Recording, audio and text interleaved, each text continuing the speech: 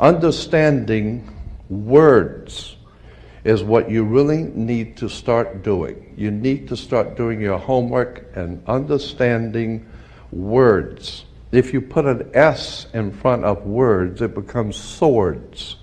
And that's what words are. They are cutting. They can cause you great trouble. Humans are word-controlled creatures. So we need to establish what words mean. Again, when we talk about law, there's a Roman maximum in law that says, "For he that would be deceived, let him." Simply meaning, if you are so ignorant as to be deceived, then that's your business, that's your problem. So you need to do your homework and find out what the words mean, especially in relation to law and government. Because there is a world of occultism that is operating today throughout the world, in which you use certain words, and when those words are used in a court, they don't mean the same thing at all. Understanding law and the words of law, there are two things that this planet has: water and earth, water and land. Consequently, there are two kinds of law: the law of the land and the law of water. You've heard the term law of the land, but in point of fact, that's precisely what this word means, law of the land, because it is the people who live on land. And that is opposed to something else called the law of the high seas, or the law of water. You need to understand the difference. The law of the land is the law of the culture that lives on the land. And so consequently, the law of the land is different in every country. You can do things in America you can't do in Russia. You can do things in Africa you can't do in England. So the law of the land is the law of the culture that lives on that particular land. However, there is a higher law that dominates the entire world. It's called the law of the water, or the law of the high seas. The law of water is referred to as the law of money. It doesn't matter what color you are, where you're from, or where you live. Money is money. And anytime you're doing banking or using money, you are now under the law of water, maritime admiralty. If you go back in history, in ancient history, where all of this began, back in the land of Canaan, and you probably have heard in the Bible, the land of Canaan. The Canaanites were Phoenician bloodline, and in the ancient Phoenician language, Cana meant merchant banker. The very word merchant comes from mer, M-E-R, for the sea, for water. As a mermaid, we have merchant. Merchant bankers. Let me give an example of the difference between the law of water and the law of the land. The law of water, as I said, is a law of banking, money, as opposed to the law of the custom of the people, or the law of the land. The Statue of Liberty must be put in water. It could not be put on American land as such. It had to be put in the harbor, because it's not the statue of freedom. It's a statue of liberty. Liberty is what a sailor gets when he pulls into port on a ship. He gets liberty. He's not free. So America is not the land of the free and the home of the brave. We're not free or brave, period. We're not free. This is not a free country. Now let me give you an example of how this law of the water works. Why is it that you have to go to court? People are always concerned about going to court. You go to court because you play basketball and tennis on a court. How do you play tennis on a court? You play with a racket. Why? Because that's what it is. It's a racket. And make no mistake, they do not pick words by chance. These words are very serious. They do not use words in terms with no avail. These words are very important. When you go into a court, what's the idea of going to court? It's a game, like basketball. The whole idea in a court is to put the ball back in the other guy's court. One team gets up and they throw the ball over to that team of lawyers. That team gets up and throws the ball back into their court. And consequently, it's a ball game. And the judge is wearing a black robe, so he is the referee. The judge is the referee. He doesn't care which side wins or loses because he's going to get paid anyway. So he couldn't care less. He's merely there as a referee, and that's why he wears a black robe. And that's another interesting subject we can get into later. But the judge is a referee between two teams. The judge, we are told, rules from the bench. The word bench in Latin is a bank. Therefore, the judge rules for the bank. Where do you find banks? You find banks on both sides of a river. They're called river banks. And what does a river bank do? It directs the flow of the current sea. The juice. Consequently, your money is currency because it's the flow, the cash flow. And I'll give you an example of how this works. When a ship pulls into a harbor, all ships are referred to as female. Airships, rocket ships, sailing ships are always female.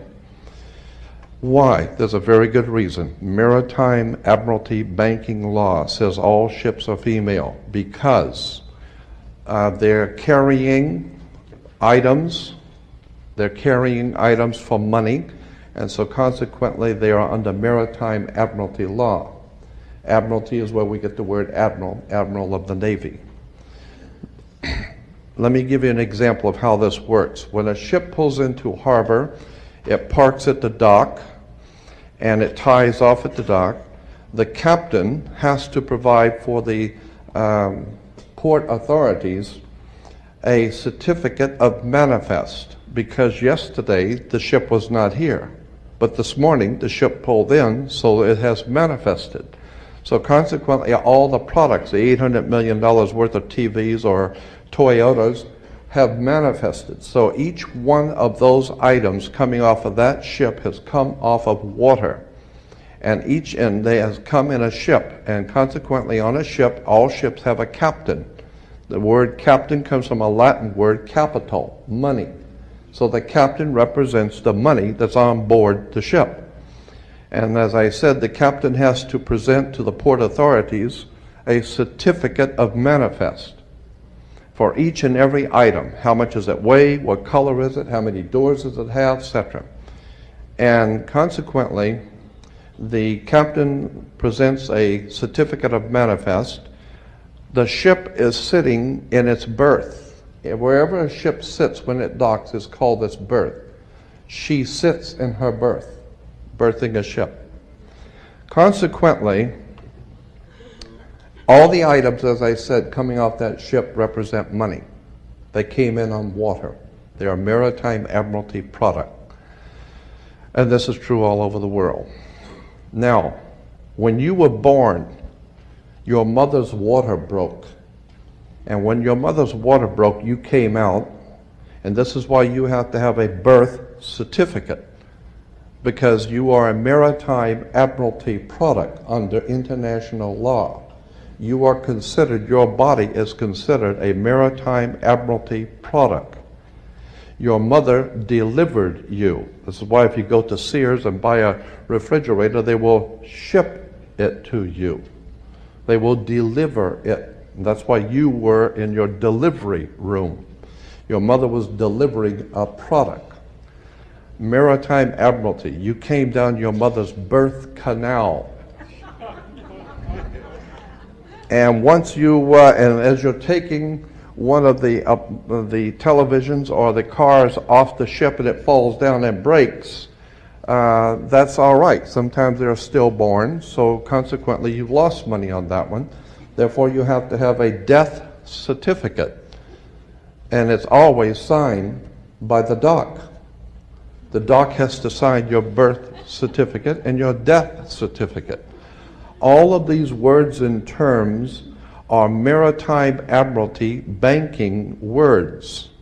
And therefore, if you understand lawyers and judges and courts and government are all under international maritime admiralty law. All religions, all churches in the world operate under maritime law. This is why all churches are divided into denominations, like 20s and 50s and 100s. Serious. This is why they're called denominations, because all churches are nothing more than the product of maritime admiralty banking.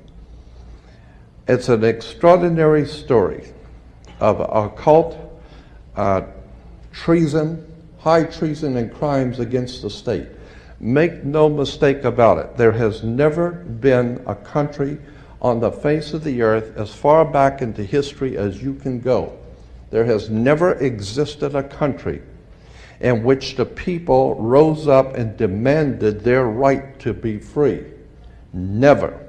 The concept of human, spiritual, intellectual, and physical freedom is a totally concept that has never, ever existed on the earth.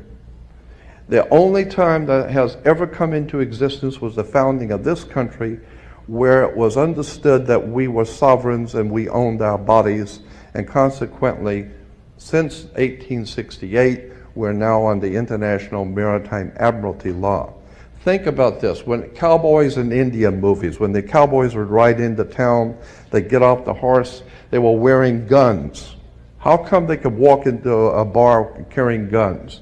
And if two guys got in an argument, they could go out on the street and draw on each other in front of the sheriff's office, and the sheriff would do nothing. How come? How come that men could go out in the street and shoot each other in front of everyone and had nothing be done about it? The reason why is because before 1868, all Americans were considered sovereigns. And that's one of the nice things about being a sovereign, is you have the right to be yourself. And consequently, you need to understand that, in one last point I'm going to make before I introduce your speaker, that in 1868 there was a corporation founded. Anyone can incorporate a company. Well, in 1868 there was a company incorporated. And in that particular company, the founders of that company they referred to it as the United States Corporation. And they stipulated that anybody who would be a member of that corporation or work for that corporation would be called not an employee, but a citizen. So today, if you are asked, are you a citizen of the United States, what you think you're being asked is, are you lawfully in this country to do business? That's not lawfully what's being asked. They didn't ask you if you were in America lawfully. They ask you a specific question. Are you, of your own volition, out of your own mouth, testifying that you are a citizen of the United States? Because in that way, citizen of the United States means you are an employee of a foreign corporation operating on international maritime law. So today, the President of the United States is the president of a privately owned company. The company is called United States. And the word president is always a word that is used in corporate law. Banks have presidents. All companies have presidents. So there's a corporation called United States, privately owned, and it has a president. President Bush is not the president of America. President Bush is the president of a privately owned company. Privately owned, out of England. And you need to understand words and terms. Because I believe that there is a divine presence in the universe that men call God, and one day that divine presence is going to move on the earth, and we're going to see freedom come back to this world. And when it does, you're going to need to understand words and terms and how they have been used to trick you.